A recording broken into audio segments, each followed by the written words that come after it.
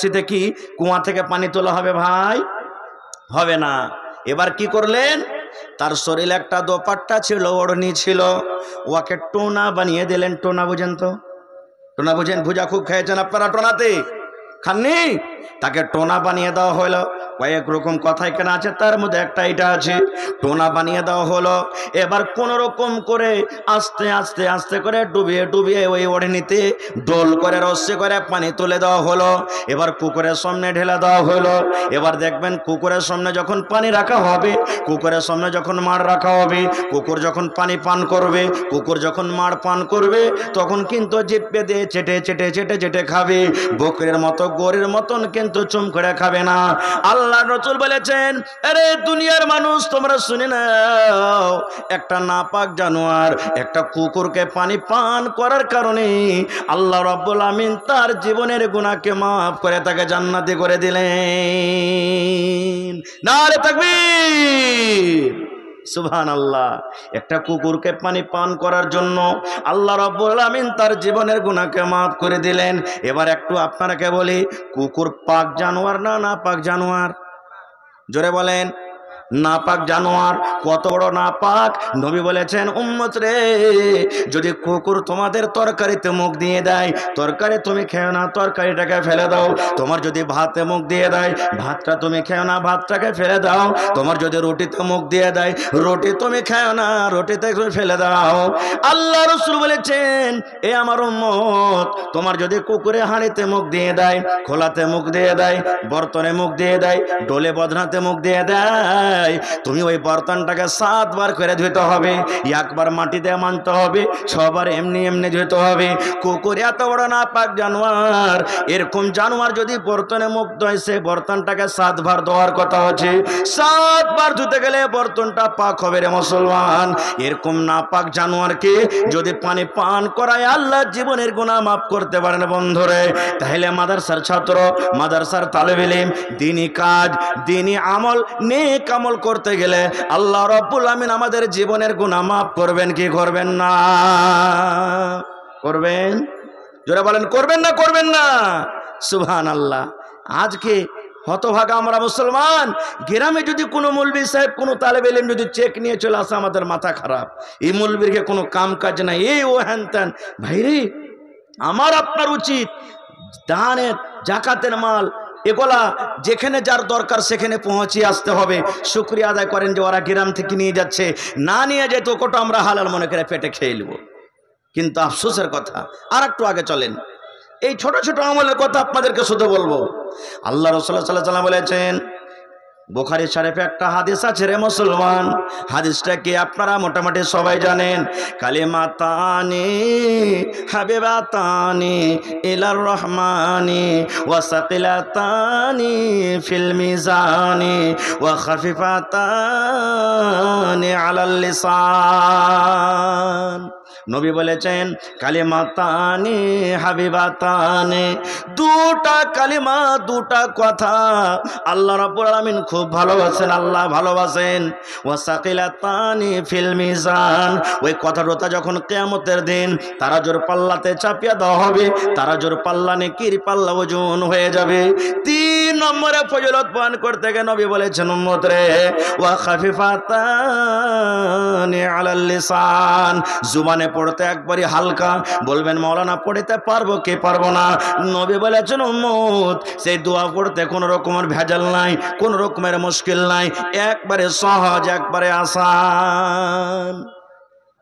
কি বলছেন রাসূল? আল্লাহ ভালোবাসেন। দুটা কথা, দুটা কালেমা। 2 নম্বরে বললেন কিয়ামতের দিন নেকির পাল্লা ভারী হবে। 3 নম্বরে বললেন মুখে পড়তে একবারে আসান। বলবেন কি মাওলানা? সুবহানাল্লাহি, একটু পড়েন, সুবহানাল্লাহি ওয়া বিহামদিহি সুবহানাল্লাহিল আযীম। পড়েন সুবহানাল্লাহি ওয়া বিহামদিহি সুবহানাল্লাহিল আযীম, সুবহানাল্লাহি ওয়া বিহামদিহি সুবহানাল্লাহিল আযীম। কখন কখন দোয়াটা পড়তে হবে?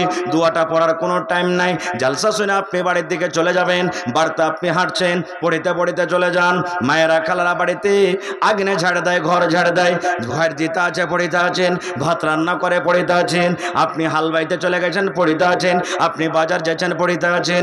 যে কোনো টাইমে যে কোনো সমাতের মুসলমান নেকি মনে করে যদি আপনি 2 টাকা পড়েন, তাহলে কিয়ামতের দিন আপনার এই নেকির পাল্লা আল্লাহ ভারী করে দেবেন।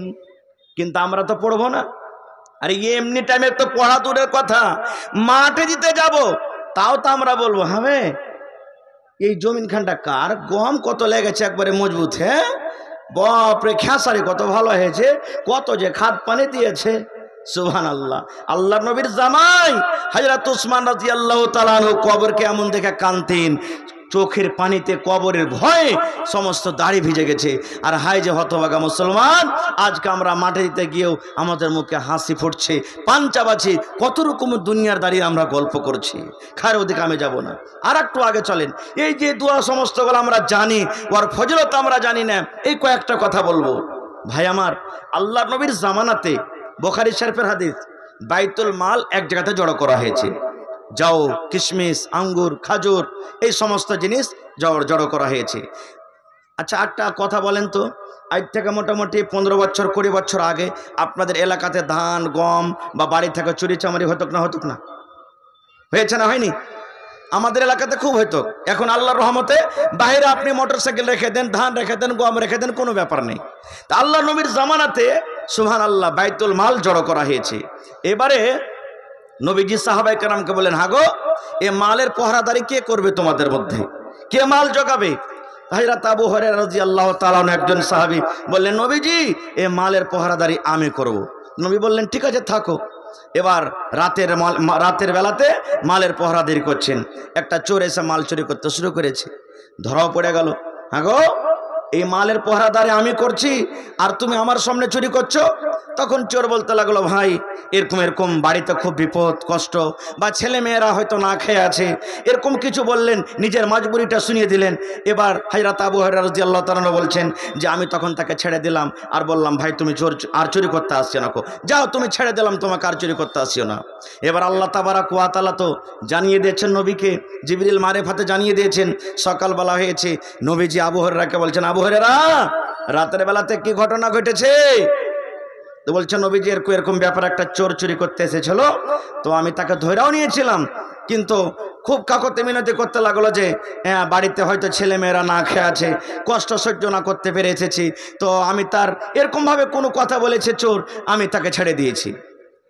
যখন কথাটা বলা, নবীজি কি বললেন, রে আবু হুরায়রা, চোর বলেছে আর চুরি করতে আসবো না, তোমার সাথে ওয়াদা করেছে, কিন্তু বাবারে শুনে নাও, আজ রাত্রেও কিন্তু ওই চোর চুরি করতে আসবে। ওই চোরটা আজ রাত্রেও চুরি করতে আসবে। নবীজির কথা তো সাহাবায়ে কেরাম সুবহানাল্লাহ অমনি ভাবে মানতেন যে পাথরে যদি দাগ লেগে যায়, পাথরে দাগ হয়ে গেছে, পাথরের দাগ মেটাতে পারে, এটা বিশ্বাস হবে। কিন্তু সাহাবায়ে কেরাম নবীজির কথা কোনোদিনই অবিশ্বাস করতেন না, ইনকার করতেন না। সুবহানাল্লাহ। এক দুটা উদাহরণ কেমন ভাবে মানতেন যদি সময় পাই তো আমি পরে বলবো, তার মধ্যে একটা উদাহরণ দিই। সুবহানাল্লাহ। আনাস বিন মালিক রাদিয়াল্লাহু তাআলা আনহু একজন সাহাবী, উনি নিজে হাদিস বয়ান করছেন, একবার আমার কাঠবাপ আবু তালহা রাদিয়াল্লাহু তাআলা আনহুর বাড়িতে লোকেরাকে মদ পান করাছে, শরাব পান করাছে। তখন কিন্তু শরাব হারাম হয়নি, শরাব হারাম হয়নি, মদ পান করাছে, শরাব পান করাছে। ইতিমধ্যে আল্লাহ তাবারাক ওয়া তাআলা মদকে হারাম করে দিলেন। নবীজির একজন সাহাবী এলান করছেন, রাস্তা দিয়ে হাঁটছেন, ইন্নাল খামরা কাদ হুররিমাত, ইন্নাল খামরা কাদ হুররিমাত, ইন্নাল খামরা কাদ হুররিমাত। আজ থেকে শরাব হারাম হয়ে গেল, আল্লাহ শরাবকে হারাম করে দিলেন, এই মদ হারাম হয়ে গেল, শরাব হারাম হয়ে গেল, এরকম ভাবে এলান করছেন আর চলে যাচ্ছেন। এবার আনাস রাদিয়াল্লাহু তাআলা আনহু বলছেন, আমি রাস্তাতে বের হয়ে দেখছি তো আল্লাহ রাসূল সাল্লাল্লাহু আলাইহি ওয়াসাল্লাম একজন সাহাবী এরকম ভাবে এলান করছেন আর চলে যাচ্ছেন। এবার উনি বলছেন যে আমি মজলিসে এসে বললাম, রে আল্লাহর বান্দারা, তোমরা শুনে নাও, আল্লাহর নবীর এলান কারনেওয়ালা এলান করছেন আর রাস্তা দিয়ে চলে গেলেন, ইন্নাল খামরা কাদ হুররিমাত, ইন্নাল খামরা কাদ হুররিমাত, ইন্নাল খামরা কাদ হুররিমাত। কারণ তারা আরবি জুবান, আরবি বুঝতেন, আরবি বুঝতে পারছেন।